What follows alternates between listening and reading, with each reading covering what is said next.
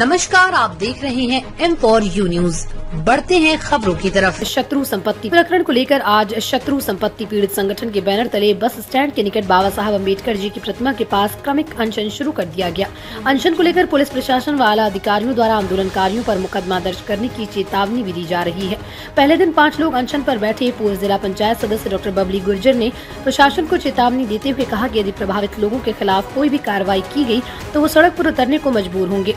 अनशन पर बैठे पीड़ित लोगों व मोदी नगर के जनप्रतिनिधियों ने M4U न्यूज चैनल के माध्यम से अपनी बात रखते हुए क्या कहा, ये आपको दिखाते हैं। मीडिया हो, आप लोगों ने हमारी आवाज को बहुत मजबूती के साथ उठाया। सबसे पहले मैं आप समस्त मीडिया का धन्यवाद करते हुए, और जहां तक मुद्दे की बात है, मुद्दा इस मोदी नगर नहीं, इस जिला नहीं, प्रदेश नहीं, मैं कह रहा हूं आज ये मुद्दा पूरा इंडिया लेवल का है। क्योंकि कई बार हमारी जो बड़े चैनल हैं इलेक्ट्रॉनिक मीडिया वाले, उन्होंने भी चलाया है, अखबारों के माध्यम से ये सबे पता है कि यहाँ 1800 बीघा जमीन गलत तरीके से शत्रु संपत्ति घोषित हो गई। उसकी बार बार लड़ाई लड़ी गई है, बार बार प्रशासन ने हमें आश्वासन दिए हैं, धरने हुए हैं, लगातार 6 दिन तक तहसील में धरना दिया गया, लेकिन प्रशासन गूंगा और बहरा बन के बैठा है।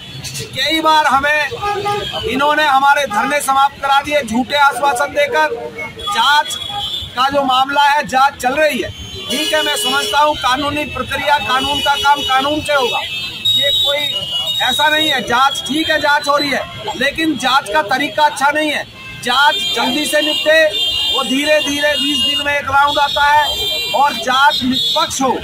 हमारी जो आज मांग है, हमारा बैनर लगा हुआ है कि निष्पक्ष जांच होकर ये जो गलत तरीके से शत्रु संपत्ति घोषित की गई है, इसको तत्काल रूप से फर्ज से हटाया जाए, और इस 50,000 की आबादी को इस आपत्ति से, ये बहुत गंभीर मुद्दा है। लोगों ने कैसे कैसे करके माताओं बहनों की भागीदारी से छोटे छोटे मकान बनाए हैं, और आज ये लोग गलत तरीके से हड़पने के लिए तैयार है। मैं लास्ट अपनी एक बात कह के अपनी बात खत्म करूंगा। आपके चैनल के माध्यम से कहना चाहता हूं कि प्रशासन कान खोल के सुन ले, जनप्रतिनिधि कान खोल के सुन ले, गलत फहमी में बिल्कुल न रहे। ये जो शत्रु संपत्ति गलत तरीके से घोषित हुई है, ये इन्हें वापस लेनी पड़ेगी, हर हालत में वापस लेनी पड़ेगी। अगर ये वापस नहीं ली जाएगी तो यहाँ इतना बड़ा आंदोलन, जन आक्रोश जनता में है कि ये जनता सड़क पर आकर कोई भी निर्णय ले सकती है। इसलिए भगवान इन्हें सद्बुद्धि दे, जल्द से जल्द इसे वापस लिया जाए। और मैं आपके चैनल का बहुत बहुत धन्यवाद। प्रशासन से आपकी लास्ट टाइम मुलाकात हुई, उन्होंने क्या आश्वासन दिया था? देखिए, मुलाकात तो तमाम हमारी पता नहीं कितनी बार हुई है, बहुत अच्छे आश्वासन उनके पास है, लेकिन वो केवल आश्वासन, उसको जमीन पर उतारना, वो अगर आप पूछना ही चाहते हैं तो SDM मैडम ने हमसे कहा था कि मैं हफ्ते में 2 दिन रख रही हूँ, मंगलवार और शुक्रवार 2 दिन लगातार जांच होगी, हफ्ते में 2 दिन होगी। लेकिन ये 20 दिन पहली बात है, और जब से 25 दिन हो गए होंगे जब से केवल एक बार जांच हुई है, तो क्या मान लें, वो बार बार आश्वासन देते हैं। देखिए, ऐसा है, मैं आपके चैनल के माध्यम से बताना चाहता हूँ कि हमारी 1800 बीघे जमीन को प्रशासन ने गलत तरीके से शत्रु संपत्ति घोषित कर दिया। उस जमीन को शत्रु संपत्ति घोषित कर दिया, जिसमें हम वर्षों से रह रहे, हमारे बुजुर्ग रह रहे थे, हमारे पूर्वज उस जमीन में रह रहे थे, और आज स्थिति ये है कि हमसे वो जमीन छीनती नजर आ रही है। तो अगर हम अब भी चुनाव का बहिष्कार अगर हम नहीं करेंगे तो हम क्या करेंगे, क्या रास्ता अपनाएंगे? अगर हम अपनी जमीन को वापस लेना चाहते हैं तो हम वो तमाम प्रयास हम करेंगे जो हमसे होता होगा, चाहे हम सरकार से, चाहे प्रशासन के लोगों से अगर टकराव की स्थिति बनती है तो सीधे टकराने की बात करेंगे। अगर ये भी मैं आपके चैनल के माध्यम से कहना चाहता हूँ कि अगर कोई भी प्रतिनिधि सरकार का, भाजपा के लोग या कोई भी प्रत्याशी वहाँ अगर वोट मांगने आया तो चुनाव का बहिष्कार तो है ही है, और उसे उसका काला मुंह कर करके उसे वहाँ से भेजने का काम करेंगे, उसका इलाज करने का काम करेंगे। क्या भाजपा के प्रतिनिधियों के विरोध ही आपका गुस्सा है या सभी पार्टी के? इसमें कोई पार्टी का कोई विशेष मुद्दा नहीं है, लेकिन अगर हमारी किसी से लड़ाई है तो आज जो पार्टी में काबिज हैं उन्हीं लोगों से है, सत्ताधारी लोगों से है। उन्हीं लोगों ने हमारी जमीन को शत्रु संपत्ति गिरा है, तो सीधे सीधे हमारी टकराव भी उन्हीं से है। और अगर बात प्रतिनिधि की है, अगर वहाँ से कोई अलग पार्टी से भी कोई प्रतिनिधि है और वो हमारी कोई मदद करने अब तक नहीं आया है, और अगर चुनाव के समय में वो हमारे बीच में वोट मांगने आया तो उसका भी बहिष्कार उसी तरह से किया जाएगा, उसी तरह से उसका काला मुंह करके उसे वापस भेजने का काम। अभिषेक जी, ये जो आज कर्मिक अनशन शुरू हुआ है, कब तक रहेगा ये आपका?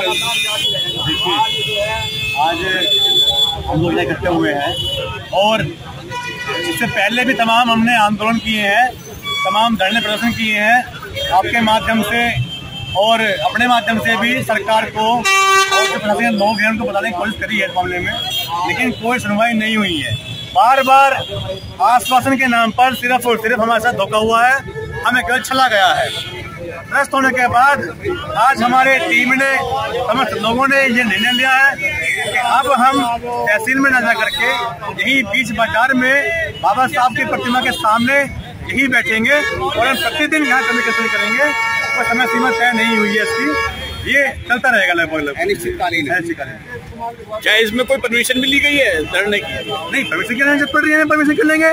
हमारा शहर है, हमारी मांगे हैं, हमने परमिशन इनसे मांगी, उन्होंने मना कर दिया कि आपको कोई अलाउ नहीं करेंगे बैठने के लिए। ये चाहते नहीं है कि अपनी आपको हम इकट्ठे होकर बात रखें, लेकिन हमने कोई इंटरफेरेंस मांगी थी, लेकिन उन्होंने मना कर दिया। देखिए, बात अगर धरने की परमिशन की है तो मैं प्रशासन के लोगों का सुबह से ही फोन आ रहे हैं, चाहे इंस्पेक्टर की बात हो, चाहे सीओ की बात हो, चाहे सीएम की बात हो, वो कह रहे हैं हमें डराने का प्रयास कर रहे हैं कि धारा लगा देंगे, मुकदमा लगा देंगे, यहाँ मत बैठो। लेकिन मैं उनसे कहना चाहता हूँ, हम बाबा साहब की प्रतिमा के नीचे बैठे हैं, उस बाबा साहब की जिन्होंने संविधान लिखा, जिन्होंने ये लोकतंत्र में दिया है कि अगर तुम्हारे साथ गलत हो तो आप धरना देने के लिए तैयार रहना, आप धरना देने के लिए तैयार रहना और आपको छूट है। अगर तुम्हारे साथ गलत होती है तो आप धरने के माध्यम से अपनी बात को आगे बढ़ा सकते हैं, अपनी बात को मनवा सकते हैं। तो हम उनसे कहना चाहते हैं कि डराने का बिल्कुल प्रयास न किया जाए। शायद ये लोग भूल गए हैं कि उस जमीन को इन्होंने शत्रु संपत्ति घोषित किया है, जिन लोगों का इतिहास रहा है। मैं आपको बता दूं, 1857 की क्रांति में धन सिंह कोतवाल जी के नेतृत्व में इस देश में पहली क्रांति हुई और उस क्रांति में हमारे गांव के लोगों ने, हमारे पूर्वजों ने, उसमें 131 लोगों ने शहादत दी। ये शायद भूल गए हैं, उन्हीं का खून अभी भी हमारी रगों में दौड़ रहा है। तो ये बिल्कुल भी हमें हल्के में ना लें, ये ध्यान पूर्वक सुन ले। आज हमारा अनशन बिल्कुल शांतिपूर्वक हो रहा है। अगर हमें टकराव की स्थिति बनती है तो हम धरने को उग्र करने का भी प्रयास हमारा पूरा रहेगा। आज हम आपके चैनल के माध्यम से कहना चाहते हैं कि अगर हमें टकराव की स्थिति आई तो हम टकराव करने के लिए तैयार हैं। वो दर्ज हुई है और साथ में फिर नगर पालिका ने अपने पूरे बोर्ड से प्रस्ताव सर्वसम्मति से पास करके और सरकार और केंद्र सरकार को भेज दिया है। उनसे कहा है कि इस तरह की मोदी घर में नहीं है, इसकी पूरी निष्पक्ष जांच कराई जाए और जो त्रस्त लोग हैं उनको निष्पक्ष जांच करा करके इनको कम से कम पूरी राहत दी जाए, क्योंकि उनकी कोई गलती नहीं है कि इसमें चकबंदी भी हो चुकी है कि और चकबंदी से पहले जो 1952 में ये उन्मूलन हुआ था जमीनों का, उसमें भी दर्ज है।